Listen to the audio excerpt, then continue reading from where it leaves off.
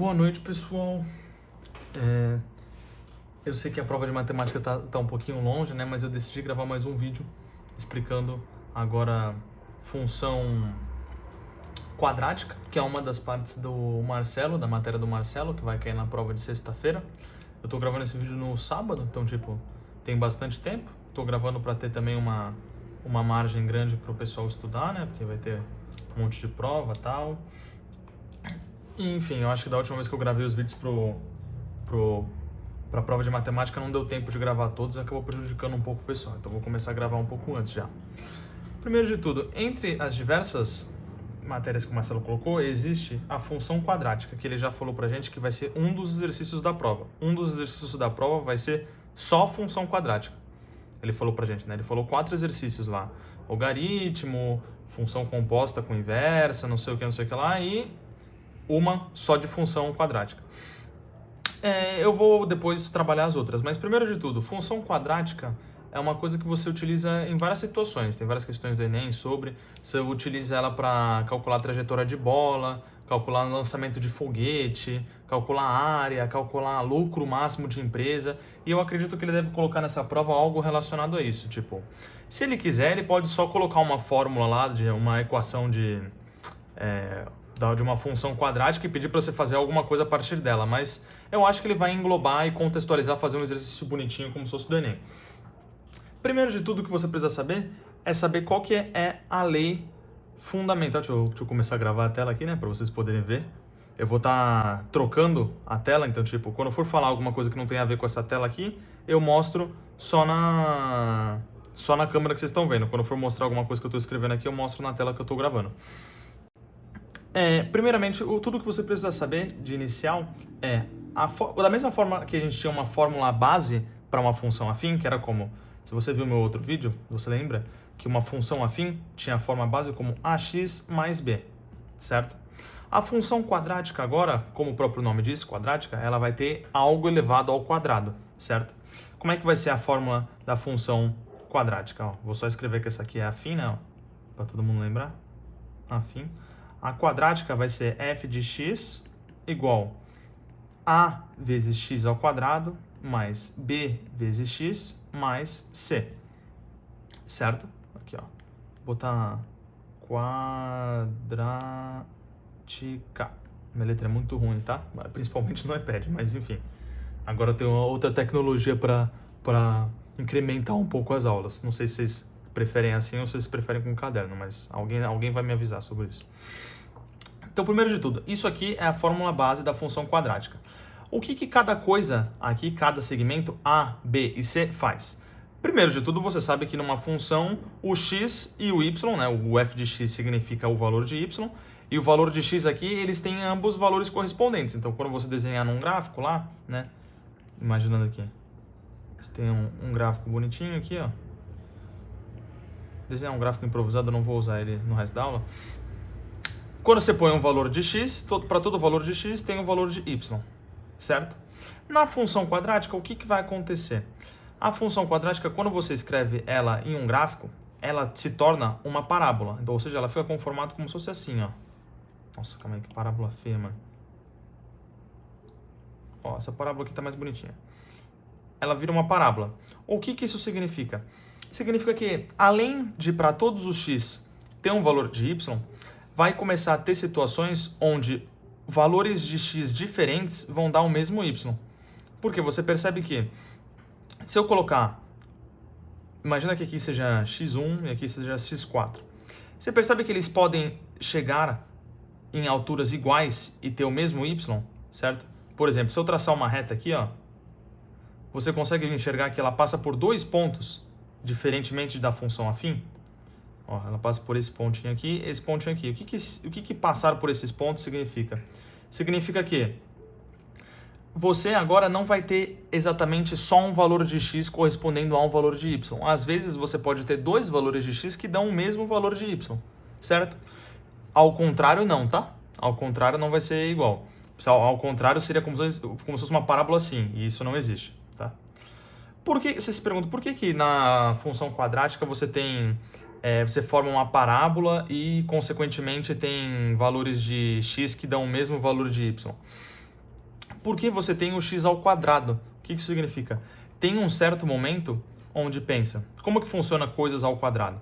Se você for aqui, ó, fazer 2 ao quadrado dá 4, certo? 3 ao quadrado dá 9.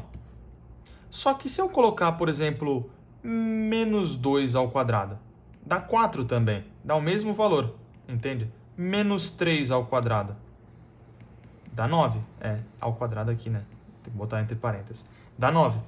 O que isso significa? Significa que o gráfico forma uma parábola porque tem um determinado momento onde você começa a colocar números aqui no x que dão exatamente o mesmo valor do que o outro. Por quê? 2 ao quadrado dá 4, menos 2 ao quadrado dá 4 também. Então, a partir do momento que você começa a colocar valores negativos, por exemplo, aqui no x, ele não muda a conta de verdade, certo? Ele só vai deslocar, obviamente, para onde você está no gráfico. Mas essa parte aqui, esse segmento, acaba ficando igual. Por isso que você, diferente da função afim, que ela sobe infinitamente, né?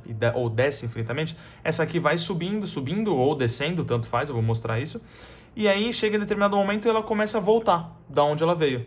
Por quê? Porque esse momento que ela começa a voltar de onde ela veio é um momento onde você começa a trabalhar com os outros números que dão os mesmos resultados. Os outros números negativos que dão o mesmo resultado que os positivos.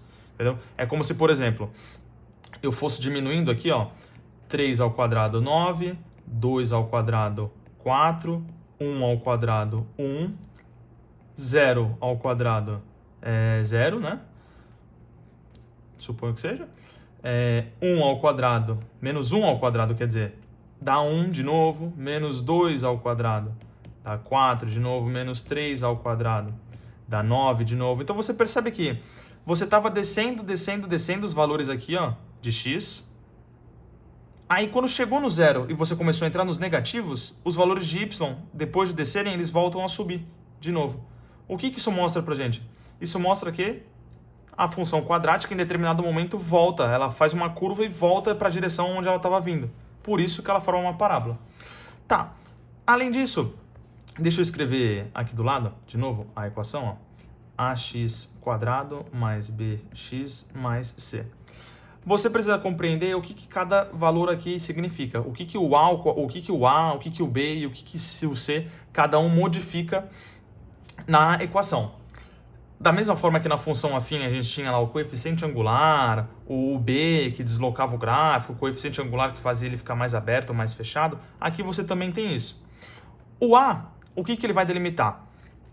Se o A for positivo, ou seja, quando o A for maior que zero, essa parábola aqui, que a gente tinha desenhado, né? Essa aqui, ela vai o quê? Ficar voltada para cima, ao invés de para baixo. Ela vai ficar assim, ó. Certo? Se você tiver... Por que ela vai ficar assim? Porque aí ela está seguindo a ordem normal dos números ao quadrado. Porque é o quê? Quando você começa, você vai diminuindo os números, diminuindo, até um momento onde ele chega em zero e depois volta a aumentar. É o quê? Você vai diminuindo, chega no ponto zero, que não é necessariamente a reta do gráfico, porque tem essas outras coisas aqui, né? Então depende. Você vai diminuindo, até que você volta a subir. Por isso que, quando o A é positivo, ele não influencia na direção da parábola, ou seja, ela fica para cima, que é o padrão dela. Agora, se o A for negativo, ou seja, for menor do que zero, né? Menor do que zero, o que vai acontecer? Calma aí, deixa eu colocar isso aqui mais para baixo, só para ficar mais fácil de entender. O que vai acontecer? Você vai ter uma parábola agora voltada para baixo, porque ela vai inverter a direção normal que a gente tinha visto. Ó, você vai ter uma parábola tipo assim, ó. Certo? Porque ao invés de começar a descer e depois voltar a subir, ela vai começar subindo e depois voltar descendo. Certo? Tá bom.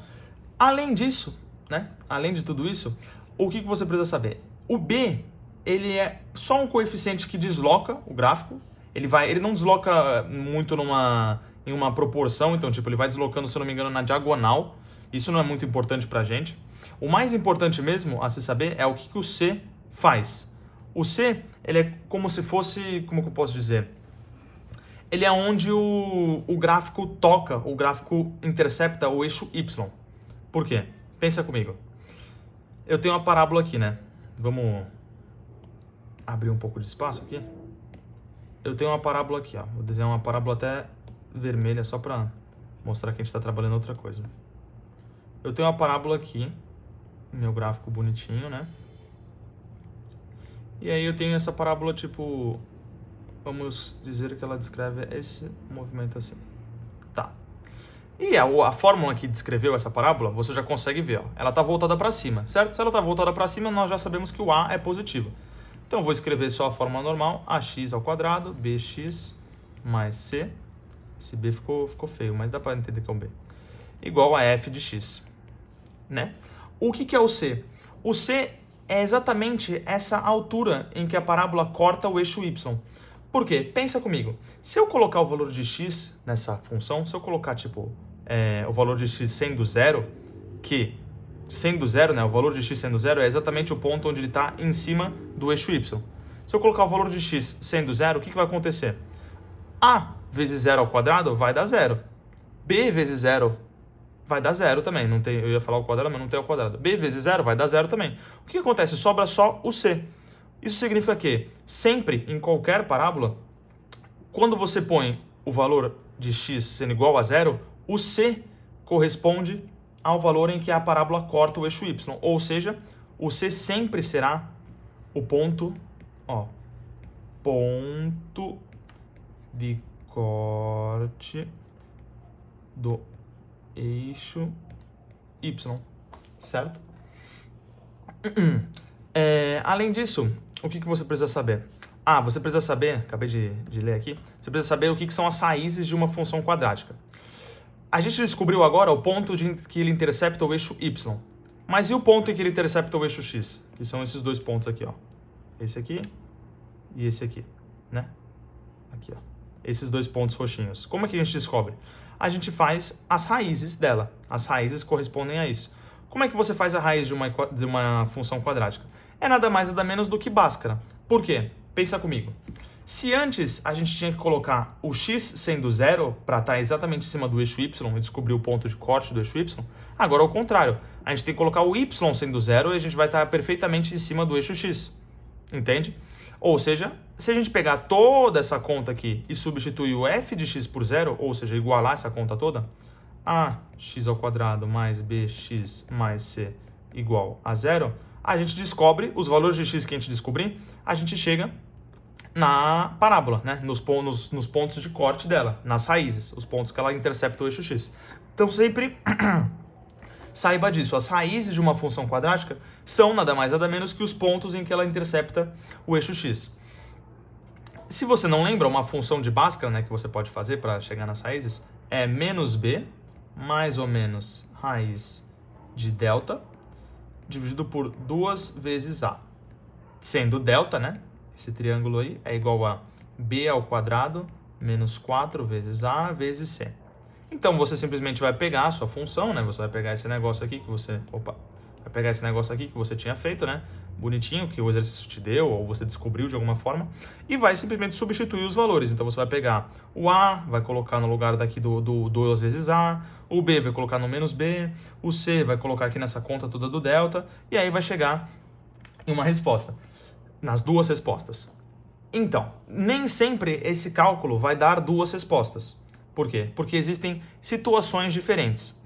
Pense comigo. Essa parábola que eu demonstrei para você, ela intercepta o eixo x em 2 pontos. Mas e se a gente tivesse uma situação como essa aqui, ó? Vou desenhar uma parábola aqui. Opa, calma aí. Não. Essa é uma situação como essa aqui. Você consegue enxergar que ela toca no eixo x, ela intercepta o eixo x só em um ponto aqui, ó. Só em um ponto. E, além disso, você também tem outra opção. Além da opção de interceptar em 2 pontos, interceptar em um ponto, se ela estiver mais deslocada ainda para cima, você tem a opção dela não interceptar em ponto nenhum. Que é caso ela esteja totalmente fora do gráfico aqui. Fora do gráfico não, fora do eixo x. Ou seja, ela começa aqui em cima, faz a curva antes mesmo de cortar o eixo x, certo? O eixo y ela sempre vai cortar, né? Porque assim, isso aqui vai infinitamente para cá e isso aqui, né, vai infinitamente para cá. Então o eixo y ela vai cortar de alguma forma, mas o eixo x não necessariamente. E como você sabe se ela vai cortar duas vezes, se ela vai cortar uma vez ou se ela não vai cortar nenhuma vez o eixo x? Pelo cálculo do delta. Pelo cálculo do delta. Por quê? Quando você fizer a Bhaskara aqui, fizer essa continha, se você chegar no valor do delta sendo um número positivo, né? Ou seja, se o delta for um valor maior que zero, você vai chegar em duas raízes, x1 e x2. Ou seja, vai ser um caso desse aqui, certo? Esse caso aqui, onde você tem dois pontos interceptando o eixo x. Se, por algum acaso, depois de você fazer essa conta bonitinha aqui, você chegar no delta sendo igual a zero, o que vai acontecer? Você só vai ter uma raiz. Por que só vai ter uma raiz? Porque pensa comigo. Antes, se o delta for positivo, esse valor aqui, a raiz de um valor positivo vai ser outro valor positivo, certo? Ou seja, vai ser menos b mais ou menos esse valor. Aí você vai ter a opção caso você adote o mais e a opção caso você adote o menos. Ou seja, vai ter duas raízes. Agora, pense comigo, se o delta for zero, o que vai acontecer? Raiz de zero é zero. E menos b mais ou menos zero vai dar o mesmo resultado. Menos b mais zero é menos b. E menos b menos zero é menos b também. Ou seja, as duas situações aqui, do mais ou do menos, vão acabar dando a mesma resposta. Por isso que, caso o delta dê zero na conta, ela acaba tendo uma raiz só. Ou seja, a parábola intercepta o eixo x só em um ponto. Ela meio que toca o ponto, né? Toca o eixo x. E o que acontece, por exemplo, se o delta, você fizer o cálculo, e ele der menor do que zero? Ou seja, um número negativo. O que vai acontecer? Ela vai ser esse exemplo aqui. Esse exemplo aqui. Por quê? Se ele der menor do que zero, você concorda que não existe raiz de um número negativo nos números reais que a gente está trabalhando, né? Raiz de número negativo é só uma questão dos números complexos, não dá para aplicar aqui. O que vai acontecer? Essa conta inteira não vai dar para fazer. Não vai dar para fazer por quê? Porque não tem raiz. Essa parábola não tem raiz, ela não vai interceptar o eixo x em nenhum ponto, certo? Além disso, algo que é importante você saber também são os cálculos de x vértice e y vértice. Por quê? Toda parábola tem um vértice. O que é um vértice? É o ponto máximo ou o ponto mínimo. Diferente da função afim, de novo, né? Uma parábola, ela tem um ponto máximo, porque ela não cresce infinitamente para uma direção em si. Então, ó, aqui a gente tem a nossa função quadrática, né? Se a gente desenhar uma parábola aqui assim, ó, bonitinha, ó,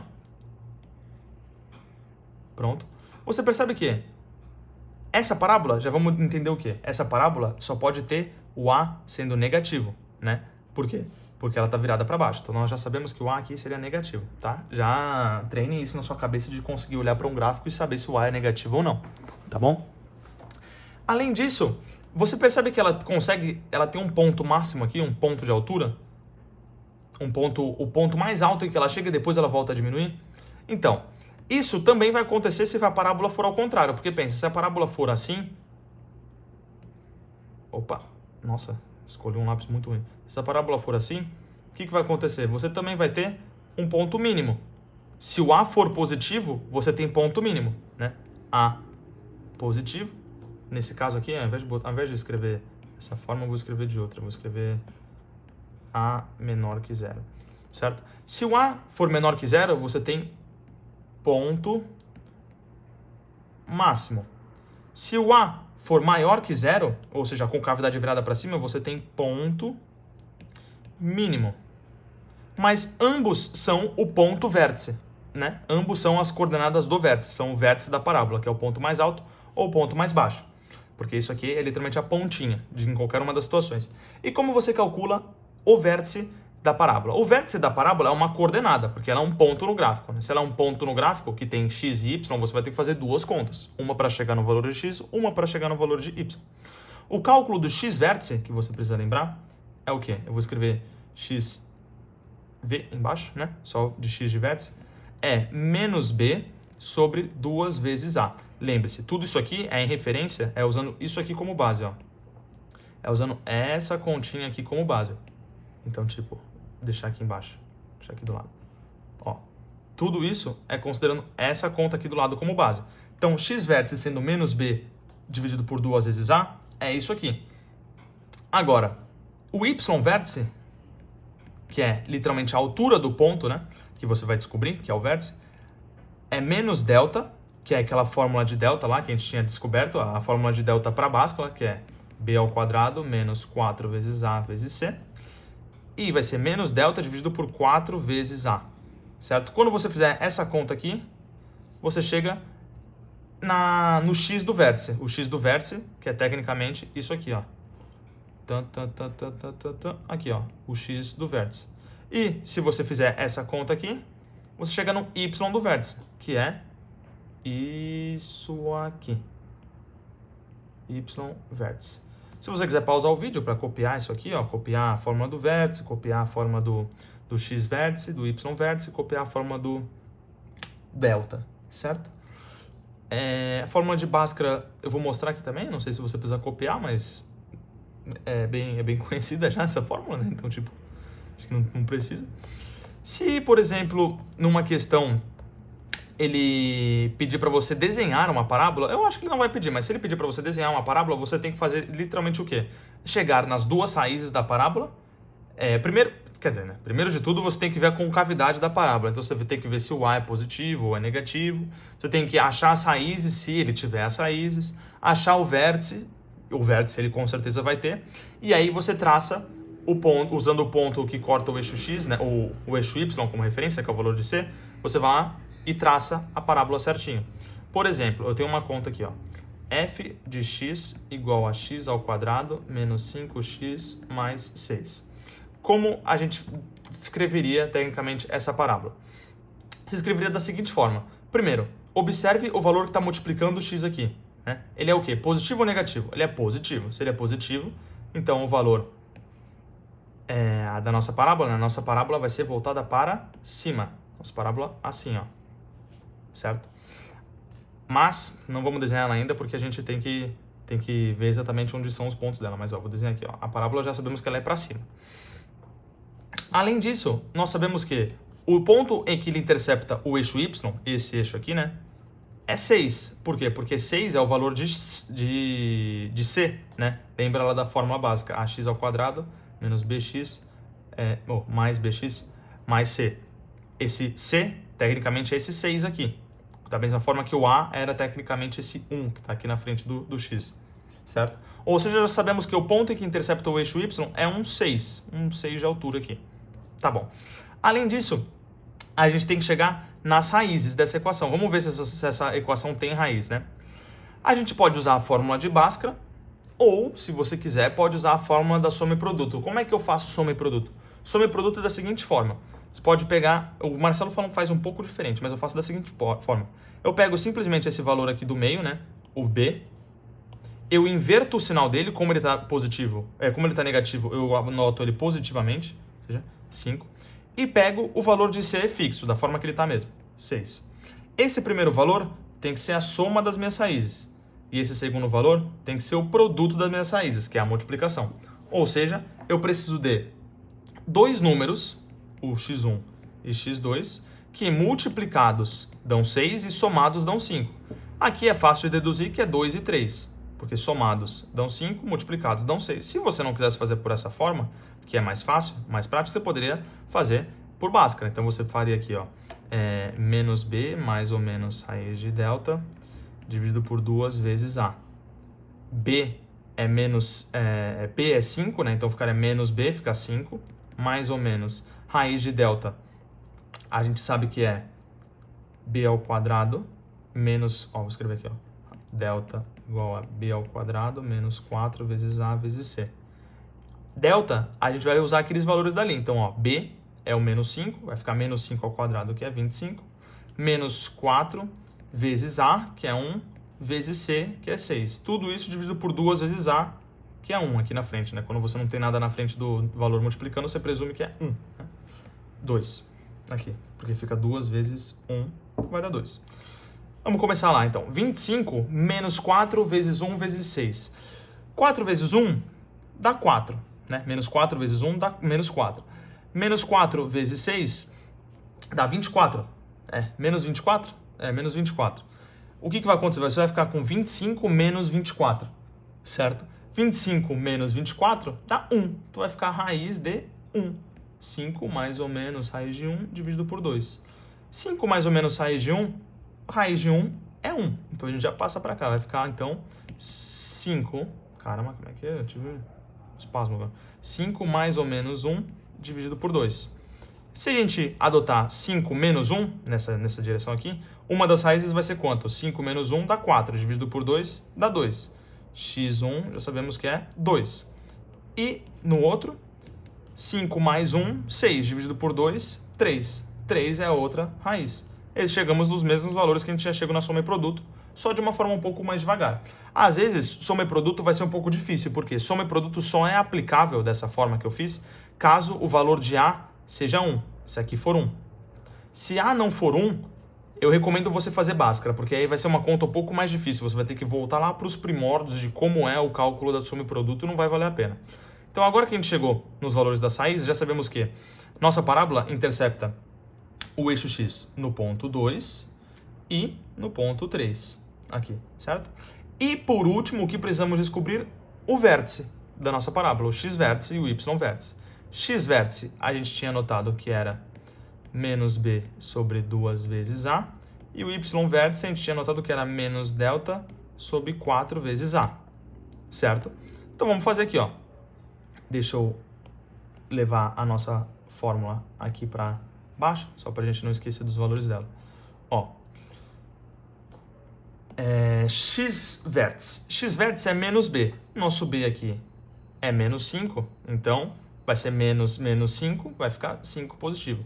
Dividido por 2 vezes a. 2 vezes a é 1, então 2 vezes a dá 2. Então, já sabemos que o x do nosso vértice é literalmente 5 sobre 2. Se você quiser fazer, você pode, ao invés de 5 sobre 2, escrever 2,5, né? 2,5. Mas tanto faz.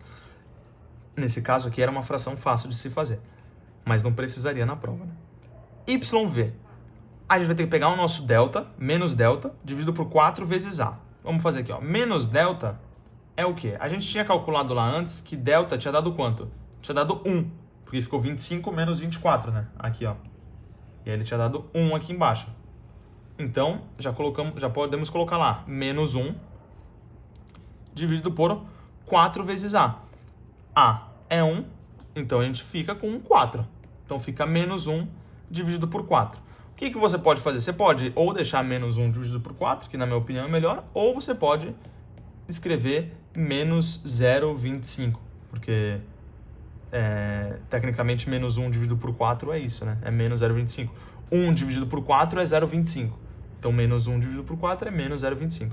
Mas eu não gosto dessa fórmula aqui, porque ela não é tão precisa numa parábola, né? Normalmente os exercícios colocam elas em frações, ao invés de ter que colocar vários números com vírgula, porque nem sempre essas frações vão dar continhas bonitinhas como essa aqui.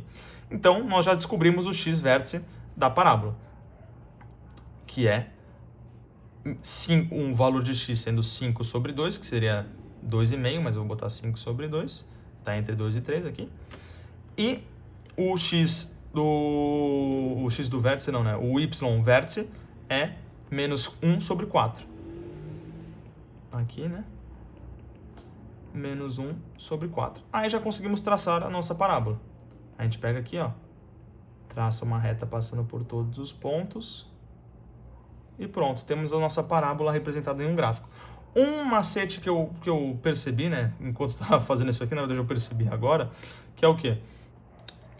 Se você chegou nas duas raízes já, uma forma mais fácil de você calcular o x do vértice direto é, ao invés de você fazer menos b dividido por 2a, você pode só fazer a média do 2 das duas raízes. Então você pega, por exemplo, 2 e 3, você soma 2 mais 3 e divide por 2, que aí você chega na média desses valores. Vai dar o quê? 5 sobre 2 de novo, 2,5.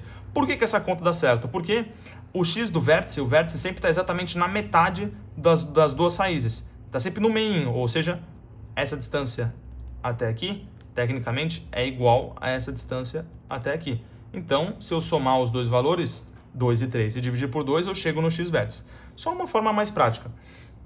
Esse exercício pode cair na prova de diversas formas, tipo pedindo para você calcular o ponto máximo do lucro de uma empresa, o ponto de prejuízo, coisa assim. E aí, o mais importante que eu acho que ele vai cobrar é isso aqui, x-vértice e y-vértice. que é o quê? Passar a função quadrática lá de alguma loja, um negócio assim, e falar, por exemplo, tem uma loja, ela vende, ela aumenta o preço dos produtos dela em função disso aqui. Essa função aqui mostra, por exemplo, o lucro que ela tem em função de quanto que ela aumenta o preço do produto, né? Aí você vai pedir lá, qual que é o preço do produto que dá mais lucro para elas? Isso aí você vai ter que calcular, o X vértice ou o Y vértice, entende?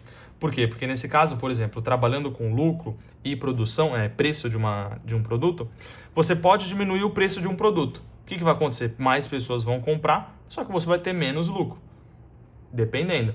Por quê? Porque você tem que achar exatamente o equilíbrio onde o preço não é tão baixo, as pessoas compram bastante, mas ao mesmo tempo te dão lucro. Isso vai ser o ponto de equilíbrio perfeito, que é onde você tem o maior lucro possível, certo? E isso vai ser o cálculo do Y vértice. Certo? Eu acho que tudo isso aqui já foi... Acho que essa aula aqui englobou as principais coisas. Não sei se talvez ele possa cobrar outras coisas um pouco mais complexas, mas isso aqui é o fundamental de função quadrática para você estar bem para a prova, certo? Relembrando, não esqueça. O A... uma informaçãozinha a mais, só de curiosidade. Eu tinha falado, né? O A determina se a função é virada para cima ou se ela é virada para baixo. Tem uma dica visual também. Quanto maior for esse A, o módulo desse A, ou seja, tipo menos 5, por exemplo, e 4, qual que é maior? O menos 5, porque é o módulo do menos 5, né? O módulo do A sempre vai indicar o quão fechada ela tá. Ou seja, quanto maior for o módulo do A, mais fechadinha a parábola vai estar, mais assim ela vai estar.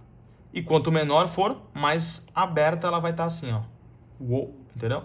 Então, tipo, por exemplo, menos 5 e 4, qual que estaria mais fechada? O menos 5, porque módulo de menos 5 é 5. 5 é maior do que o módulo de 4, que é 4. Então, essa aqui estaria mais fechada, essa aqui estaria um pouco mais aberta assim, certo? Quer dizer, né? A de cima aqui, só corrigindo, a de cima estaria mais fechada, mas mais fechada virada de ponta cabeça, né? Essa aqui estaria um pouco mais aberta, só que virada para cima. Entendeu? Espero que vocês tenham gostado desse vídeo. Eu vou ter que parar agora, né? Mas acho que vocês gostaram e acho que deu para entender bastante. E espero que vocês tenham gostado dessa nova mecânica de vídeo aqui, tá bom? Adeus, pessoal.